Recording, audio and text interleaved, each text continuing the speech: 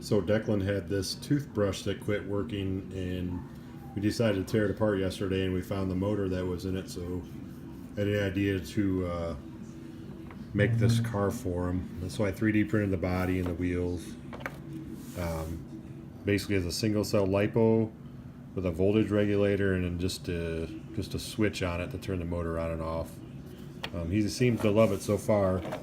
I designed the wheels with these grooves to put O-rings in them. I couldn't find the right size in what I had here, so I'll probably stop and get some small rubber bands for it. But it works pretty good when you put a rubber band in there for grip.